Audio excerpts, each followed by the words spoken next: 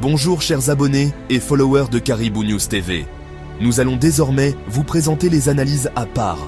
Cela en attendant que la rédaction puisse remplir les conditions de production et diffusion des journaux en ligne tels que vous avez eu l'occasion de les suivre ces derniers temps. L'analyse d'aujourd'hui porte sur la guerre dans la région des Grands Lacs. Le Rwanda en péril. Les récents événements semblent accréditer la thèse d'une tentative visant à renverser le régime de Kigali, impliqué depuis 30 ans dans les massacres de Congolais dans la région des Grands Lacs. Initialement circonscrite à un différend entre le Rwanda et la RDC, la guerre à l'est du Congo s'est progressivement régionalisée. D'un côté, la situation économique et financière du Rwanda se détériore sous l'effet des sanctions imposées par plusieurs pays européens et les États-Unis. L'inflation atteint près de 50%. Et les frais annuels d'études universitaires sont passés de 787 à 1050 $.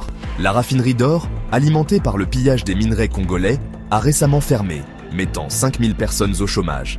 Par ailleurs, la Banque nationale rwandaise a annoncé la cessation des activités de microfinance, accentuant davantage la crise. Dans ce contexte, les Wazalendos, forces d'autodéfense autochtones de la RDC, reprennent progressivement des territoires jusqu'ici occupés par le M23 et l'armée rwandaise, RDF. Le 25 mars 2025, ils ont ainsi reconquis plusieurs localités dans la banlieue de Bukavu, notamment Nyangezi, Katana, Kavumu et Nyangé, contraignant les forces du M23 et l'armée rwandaise à se replier vers Bukavu. Sur le front des plateaux de Fizi, les FARDC et les Wazalendos se trouvent désormais à 6 km de Minembwe Centre, après avoir repris 6 cités stratégiques, dont Rurambo, Kigarama et Kaziba, dans le territoire de Walungu, jusque-là contrôlés par d'autres supplétifs rwandais, notamment les groupes Twirwaneho et Gumino, qui se présentent comme des rebelles congolais, ainsi que les Red Tabara, rebelles burundais.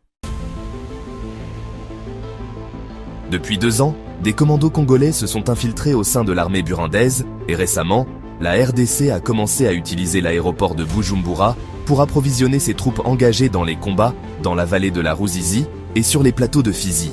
Sachant que le Red Tabara, avec le soutien du Rwanda, menace la sécurité du Burundi depuis plusieurs années, pourquoi est-ce maintenant que le Burundi menace d'attaquer directement Kigali?